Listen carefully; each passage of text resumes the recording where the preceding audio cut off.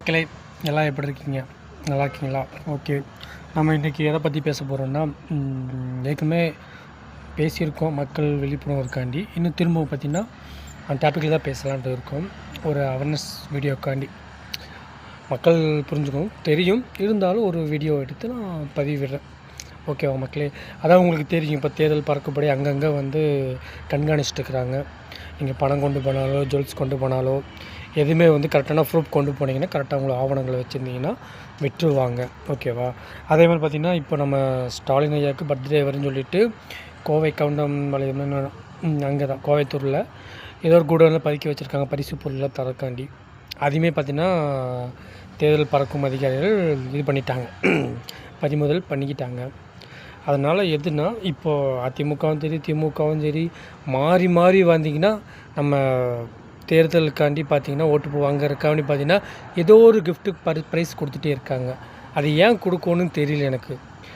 நீங்கள் கரெக்டாக ஆட்சி பண்ணினீங்கன்னா மக்கள் தன்னால் உங்களுக்கு ஓட்டு போட போகிறாங்க. ஓகேவா? அது எந்த ஒரு மாற்றமும் கிடையாது. நீங்கள் கரெக்டான ஆட்சி இல்லைன்னா நீ எவ்வளோ பொருள் கொடுத்தாலும் என்ன காசு கொடுத்தாலும் மக்கள் ஓட்டை மாற்றி தான் போடுவாங்க. அதை நீங்கள் மெயினாக புரிஞ்சுக்கணும் மக்களே.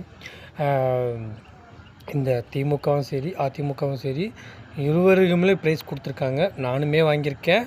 அதை நான் எங்கள் வீட்டில் வாங்கி வச்சுருந்துருக்காங்க. நான் என்ன சொல்கிறேன்னா, இது கொடுத்து மக்களை கவர் பண்ணணும்னு நினைக்காதீங்க. அது உங்களுக்கு அன்பாக கொடுக்குறீங்களா கொடுத்துருங்க. தேர்தலுக்காண்டி வாக்குறுதிக்காண்டி கொடுக்குறேன்னு இப்போ கொடுக்கக்கூடாது. அதே பார்த்திங்கன்னா இப்போ தேர்தல் தேதி அறிவிச்சிட்டாங்க. அதனால் பார்த்திங்கன்னா இப்போ கொடுத்தீங்கன்னா உங்களுக்கு தான் சிக்கலாகும். தேர்தல் நேரத்தில் இதாகும். அதை பார்த்திங்கன்னா இப்போ நேற்று அதிமுகவில் இருந்த முன்னாள் அமைச்சர் சண்முகம் ஏதோ லேடிஸை பற்றி பேசினார் சொன்னாங்க. அது எனக்கு முழுசாக தெரியல. ஆனால் இருந்தாலும் ஒருத்தர் நான் அன்றைக்கே சொன்னேன், நான் ஒருத்தர் பர்சனல் விஷயமோ லேடிஸ் விஷயமோ எந்த ஒரு கட்சி தலைவரும் பேசக்கூடாது. அது தப்பான விஷயம். அது இவங்களுக்கு புரியுதான்னு தெரியல. அது வந்து ஒரு கரெக்டான ஸ்டெப் எடுத்து ஒரு ஆக்ஷன் பண்ணாங்கன்னா கரெக்டாக இருக்கும். அதை நம்ம அப்புறம் பேசலாம். ஓகேவா? அது நான் டாபிக் இப்போ பேசலை. ஒரு இது செய்தியில் கேட்டேன், அவ்வளோதான். மற்றபடி அதுக்கப்புறம் என்ன ஆகுதுன்னு நான் தெளிவாக கேட்டுட்டு அப்புறம் உங்களுக்கு நான் சொல்கிறேன் நான். ஓகேவா? இப்போ நம்ம பார்த்திங்கன்னா திரும்பவும் பார்த்திங்கன்னா சொல்கிறது, மக்கள் வந்து கவனமாக இருங்க, அவேர்னஸாக இருங்க நான் சொல்கிறேன். அதே மாதிரி இப்போ நம்ம மெயினாக சொல்ல வந்தது எது பார்த்திங்கன்னா, நம்ம பயன்படுத்துகிற சாதாரண மொபைலில் பயன்படுத்துகிற ஜிபே கூகுள் பேயில் பார்த்திங்கன்னா அதுவுமே பார்த்திங்கன்னா பணம் வந்து இது பண்ணுறாங்களாமா.